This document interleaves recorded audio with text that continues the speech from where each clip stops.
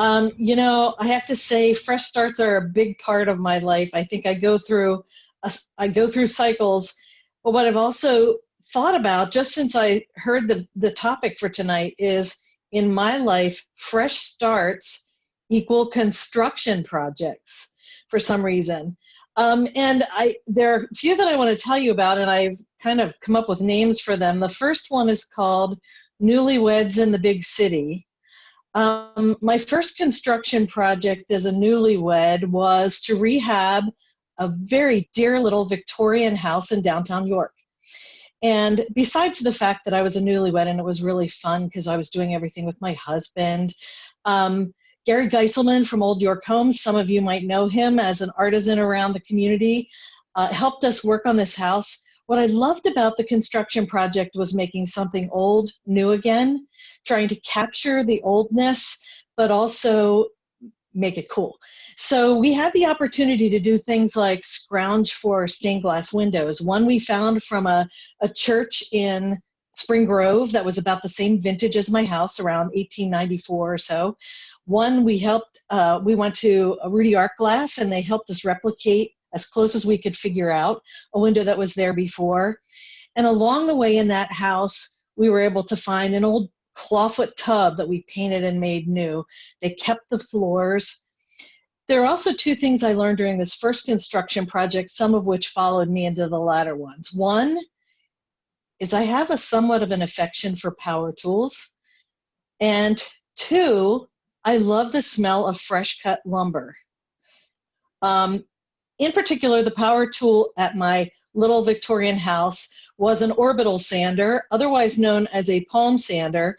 And while I'm not going to swear, I will just say that there were a number of, let's just say, off-color jokes that my newlywed husband made about me and my love affair with the palm sander. Had there been Facebook at that time, we probably would have had to go on Facebook as an official relationship. We had a lot of Victorian woodworking to sand and then prime and then paint. If anyone asks you if you'd like to save money by taking care of all the trim woodwork, say no. Capital N, capital O. So we stayed in that house loving it for about 9 years till our daughter became old enough that she was getting ready to go to school, and our mulch backyard with the little goldfish pond and flower beds wasn't enough room for her. So this second chapter, I guess I would call family life construction project. This one was a new construction thing out in the burbs. We weren't responsible for anything but choosing the finishes, but I have to tell you the lure of the lumber. There were times where we were supposed to be doing work that we would pack everybody in the van and go out to the construction site, walk through the house. There's something about the creative process where the work that I do every day is all in words and communication and Zoom, and it's hard to see a tangible outcome. But when you're doing construction, it's like, holy cow, yesterday there was just a deck, and today there are walls, and tomorrow there's a roof. It's thrilling to go through that process. We stayed there for 15 years. The next chapter I will call Life Makeover, the Solo Edition. At one point, I decided it was time for me to do my own thing. I didn't quite choose this construction project. It fell into my lap. I bought a townhouse in an as-is condition, and one of the things I realized after I was already in there was that the owner of the house, prior to me, loved to decorate with stickers. I mean, stickers. There were stickers on the washing machine. There were stickers in the powder room, stickers on the cupboards. The second bedroom on the second floor was totally covered with stickers.